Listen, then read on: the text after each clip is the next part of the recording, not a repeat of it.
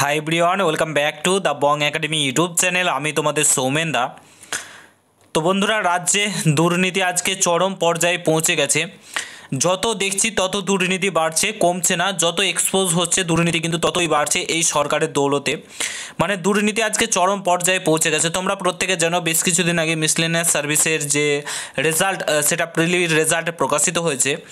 সেখানে fake 40টি ST certificate, সন্দেহজনক SC certificate ধরা পড়েছে বলে অনেকেই মনে করছে, যেটা তোমাদের সামনে আমি তুলে ধরছি। এসটিদের তালিকা, যেগুলো অ্যাকচুয়ালি এসটি না।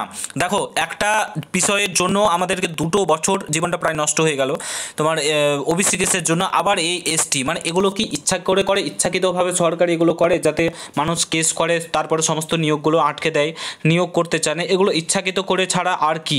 এত কিছু ভুল কিভাবে হতে পারে? প্রত্যেকটা রিকমেন্ডেই কি ভুল হয় না এগুলো ইচ্ছাকৃতভাবে হয়? সমস্ত কিছু তোমাদেরকে বলছি, পুরো ভিডিওটা দেখো।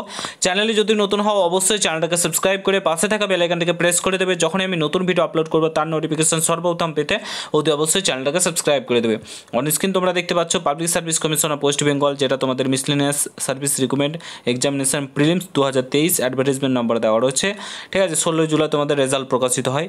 এই যে লিস্টের নামগুলো দেখছো এবং ক্যাটাগরি প্রত্যেকেই এসটি। ঠিক আছে, এখানে দেখতে পাচ্ছ উজ্জ্বল রয়, রূপম রয়, সব এসটি। ঠিক আছে, প্রীতম রয়রাও এসটি, আজকাল ব্যানার্জিরাও এসটি। কি করে হতে পারে? ঠিক আছে, শুভ মণ্ডল এসটি। ঠিক আছে, প্রত্যেকে এখানে এসটি, প্রায় 40 জন এসটি তোমার এখানে দেখা যাচ্ছে।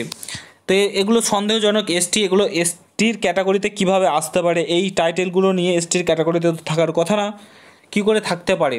ঠিক আছে, তো বর্তমান পরিস্থিতির সিচুয়েশান এতটাই খারাপ পর্যায়ে পৌঁছে গেছে, দুর্নীতি এতটাই খারাপ পর্যায়ে পৌঁছে গেছে, মানে নিয়োগ প্রক্রিয়া আর হচ্ছে না। পশ্চিমবঙ্গে নিয়োগ প্রক্রিয়া করতে চাইছে না এই সরকার। এই দুর্নীতিভাবে সমস্ত কিছু চালাতে চাইছে এবং দুর্নীতিভাবেই ভোট ব্যাংক পেয়ে জিতে যাচ্ছে, মানুষও ভোটও দিচ্ছে।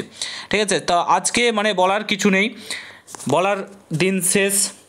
মানে 26,000 চাকরি বাতিল গেল, নিয়োগ প্রক্রিয়া হচ্ছে না, ওবিসি কেসে রাজ্য সরকারের কোনো হেলদোলই নেই, বলার ভাষা হারিয়ে ফেলছে। রাজ্য সরকারের কি কোনো হেলদোল আছে? রাজ্য সরকারের কি কোনো যায় আসে? আজকে যে যারা চাকরি পাচ্ছে না, চাকরি হচ্ছে না, এত কাছে আটকে রয়েছে। ভোটের 21শে জুলাই ঠিকই হচ্ছে, ঠিক আছে, 21শে জুলাই খুব সুন্দরভাবে আয়োজন করা হচ্ছে। তার জন্য যে টাকা অর্থ খরচ হচ্ছে কোনো ব্যাপার না, আরও কত কিছু হচ্ছে, লক্ষ্মী ভাণ্ডার হচ্ছে, টাকা খরচা হচ্ছে, কোনো ব্যাপার না। কিন্তু যখনই নিয়োগ প্রক্রিয়ার কথা আসে, কারণ সরকার জানে যে পশ্চিমবঙ্গের ছেলেমেয়েরা একদম মানে ঘরে বসে থাকার মতন ছেলেমেয়েরা, আন্দোলন কোনো কিছু করবে না।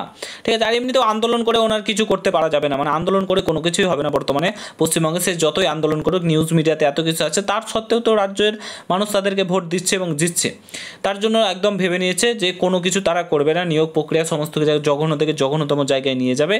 ঠিক আছে, আমার মনে হয় এখন বর্তমানে একটা কাজে লেগে পড়া উচিত, নাহলে পুরো লাইফটাকেই এরা শেষ করে দেবে। পড়াশোনা মানে আমি ডিমোটিভেট করছি না, বাট যদি পড়াশোনা করে চাকরি পাওয়ার ইচ্ছা আছে সেন্ট্রালে শিফট হোক, নাহলে এই রাজ্যের আশাতে বসে থাকলে সারা জীবনটা পস্তাতে হবে এবং মরতে হবে, তাছাড়া আর কিছুই নেই। ঠিক আছে, বর্তমান সিচুয়েশান আজকে এমন জঘন্য থেকে জঘন্যতম জায়গায় চলে গেছে, বলার কিছু নেই। দুর্নীতি আজ একদম পিকে চলে গেছে, পিকে, হাই বলে না, হাই পিকে চলে গেছে। এতটাই দুর্নীতি হচ্ছে বর্তমানে পশ্চিমবঙ্গে, একদম দেখে দেখে দুর্নীতি হচ্ছে, স্বচক্ষে দুর্নীতি হচ্ছে, তাও কেউ আঙুল তুলে বলতে পারছে না যে এটা দুর্নীতি হচ্ছে, এটা ঠিক করতে হবে, আর ঠিকও করছে না। তো যাই হোক, তোমাদেরকে আমি বললাম, কি আর বলবো, ভিডিওটা এখানে সমাপ্ত করছি। দেখা হচ্ছে নতুন ভিডিওর সঙ্গে। ভালো থেকো, সুস্থ থেকো, প্রিপারেশান নিতে থাকো। গুড বাই, জয় হিন্দ, বন্দে মাতরম।